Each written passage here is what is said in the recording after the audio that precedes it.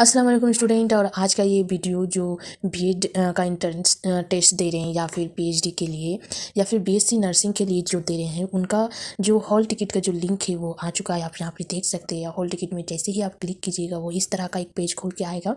तो जैसे पीएचडी दिया हुआ है, बीएड दिया हुआ है, बीएससी नर्सिंग दिया हुआ है, तो जैसे पीएचडी में क्लिक कीजिएगा तो उसका कुछ पेज इस तरह के खुल के आएगा, क्योंकि इसका जो एडमिट कार्ड अभी नहीं आया। लेकिन बीएड में अगर आप क्लिक करते हैं तो उसका ये इस तरह से खुल के आता है। तो आप यहाँ पर देखिए 8 जनवरी संडे को एग्ज़ाम है 10 से 12 बजे तक, है ना।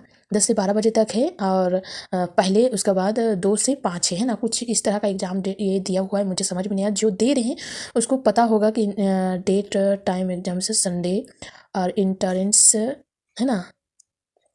एडमिट कार्ड जब डाउनलोड कर लीजिएगा तो उसका कुछ इस तरह से आएगा। उसमें कंट्रोल नंबर आपको देना है और डेट ऑफ बर्थ देना है। जैसे आप दीजिएगा तो यहाँ पे सबमिट कर देना है। उसके बाद आपके पास एडमिट कार्ड आ जाएगा। मेन बात है कि एडमिट कार्ड